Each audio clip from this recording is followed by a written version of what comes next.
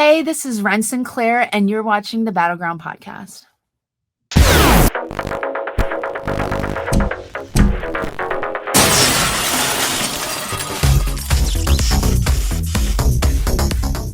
What's up, you guys? Welcome back into iHeartRadio's official wrestling podcast, the Battleground Podcast. And, every day here on this show, we might say it's Monday, it's Tuesday, it's Wednesday, it's Thursday, it's Friday. But no.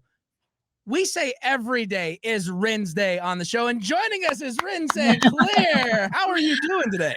I love that every day is Wren's Day here. I think I might need to be here more often. Absolutely. It's an open invitation every day on the Battleground Podcast is Wren's Day. And of course, let's jump right into this because we got a big show coming up here. NXT Deadline in your home state. It's in San Antonio.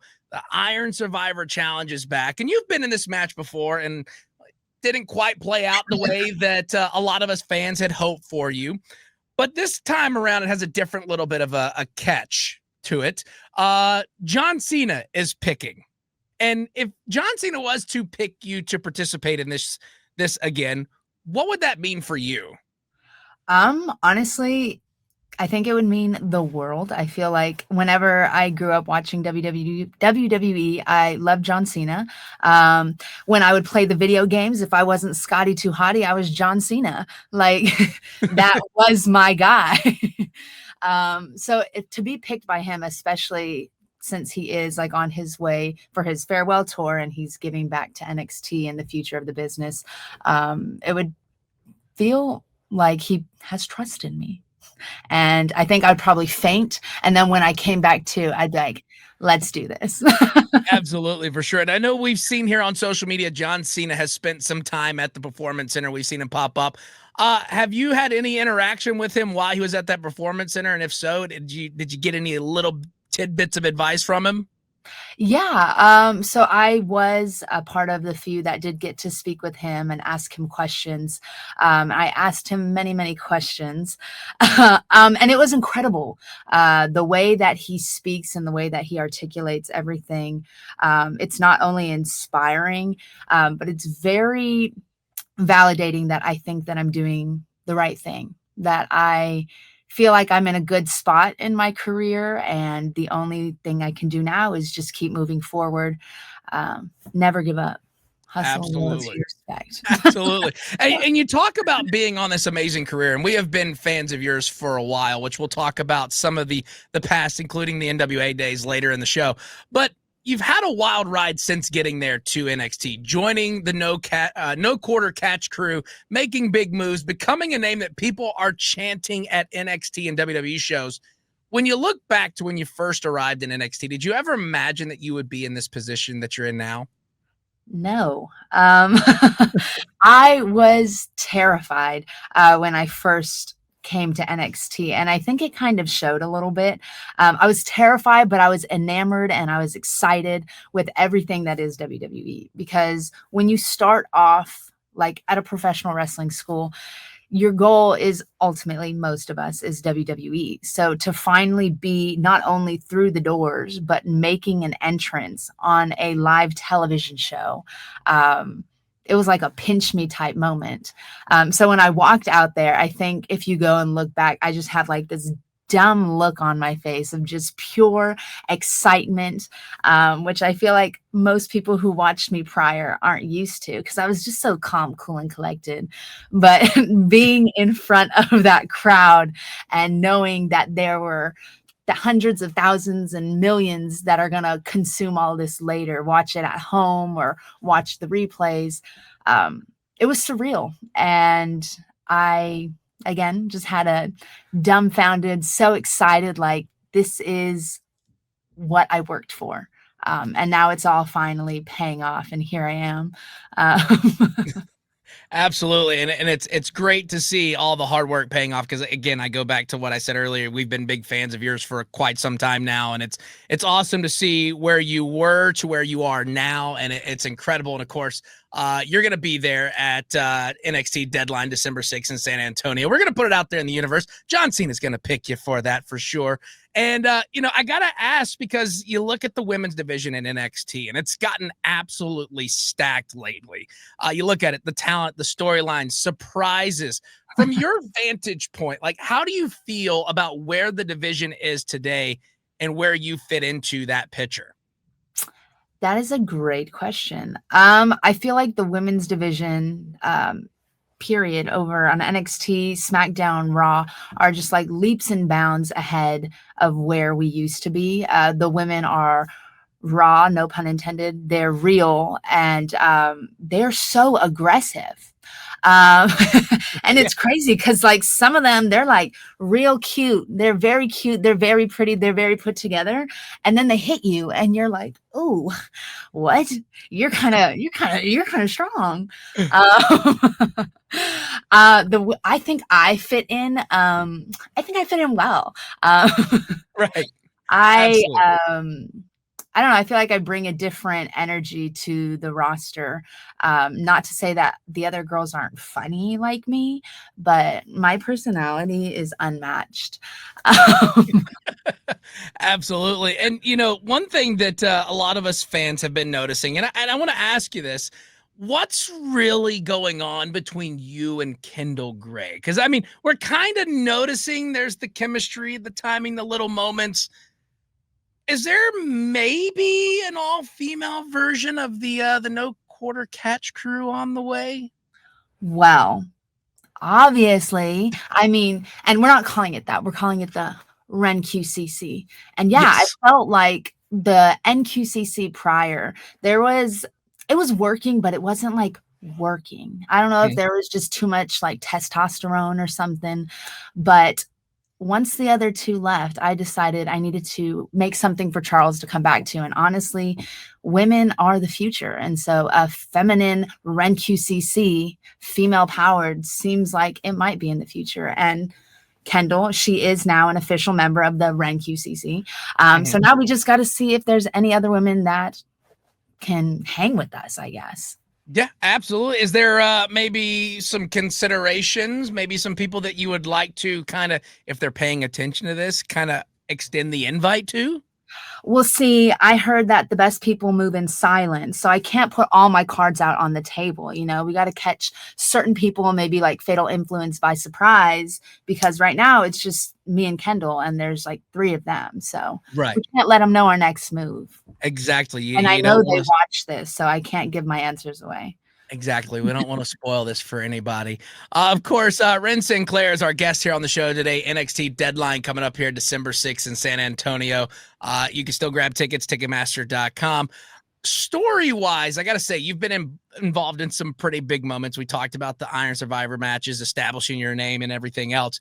Is there one moment in NXT so far that you feel has really defined you? And if you could do that moment over again, would you change anything from it? Hmm. I feel like two come out in my mind, if that's okay, if I can give Yeah. two.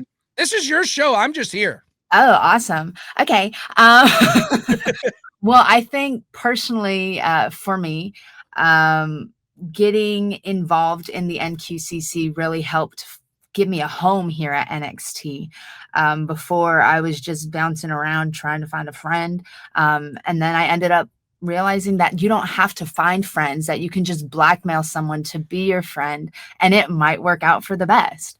So I feel like joining the NQCC, really kind of is one of the pillars in my time here so far.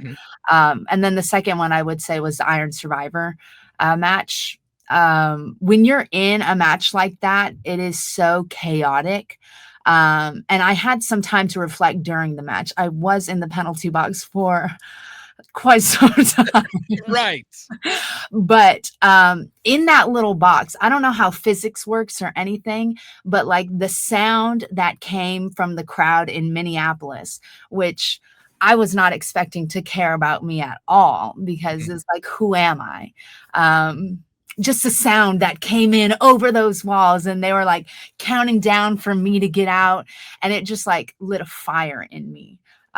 So that Iron Survivor match, I feel like people saw me, like they actually saw me as an NXT superstar and a competitor in this division. If I could change anything about that, I mean, obviously I would want it to have won. True, right. But I had a blast and I did a lot of reflection in that box, and hopefully I get to do the Iron Survivor Challenge again this year. Hopefully John Cena picks me, so I can maybe rectify last year and actually get a win in San Antonio, which I consider to be like a second home to me. Absolutely. We're going to put it out there in the universe. It's going to happen. That's what we do here on the show. It's in the universe. Now, earlier I talked about how we've been a fan of yours, and we go back to that incredible run that you had with the NWA, where you kind of really started to figure out who at the time Maddie was, right? When you look back at that chapter, new environment, new energy, totally different style. Now that you're with WWE, what did you learn about yourself as a performer that still shapes you now? I feel like from the NWA, like what did I learn like from all that? Just like with wrestling, especially coming up on the independents and then going to NWA and even like doing some extra work for other companies. You have to really, as weird as it sounds, you have to really believe in yourself. You have to put trust in the universe that there is something you are working for. And as long as you believe and you know like who you are to the core, like things can happen, injuries happen, matches might not always go your way. But if you know who you are and you know what your goals are, I feel like that will get you through it. And I feel like that's a lot of the trials and tribulations that I had. I second guessed myself a lot. But at the end of the day, I feel like when I finally established who Maddie was, it was just me fully, wholeheartedly believing in myself and what I was putting out into the universe. And I think that's what people picked up on the most. They believed in me because at that time I believed in me. Right. Absolutely. And that was one of the things that we were big fans then, and we're still big fans now, of course. I know our time is coming up here very shortly, and this is always towards the end of the show where we like to have some fun. We kind of give you that, the Shawn Michaels pencil. Now that WWE is kind of working with other companies, you see them with TNA. Oh, you got your pencil right there. So I guess you're ready for this one. With WWE working with other companies, TNA and AAA, and we've seen, Natty go to the NWA. Is there anybody out there that you would like to have that dream match from somebody outside of WWE with one of these other companies? Ooh, yes. And right now she is injured. Kylan King, me and her had quite the history on the independents on NWA. And I'm waiting for her to come back. She was signed with TNA. I'm waiting for her to come back so that I can show her what I've done and who I've become. Because I feel like back in the day, she definitely got a couple licks on me. Yeah, time to get it's the revenge tour for Wren Sinclair. Everyone who did me wrong. NXT Deadline coming up here December 6th in San Antonio, your second home. Last question for you. Music question. If we were to look at your playlist right now, and we're kind of scrolling through, what's that one song on there that would surprise us that Wren is listening to right now? I am strange, and for whatever reason, I really love the song. What does the fox say? Oh my gosh, that is a classic song that doesn't get the recognition it deserves. It is genius. I was gonna say cinematic, but it's not cinematic. It's musical, lyrical genius.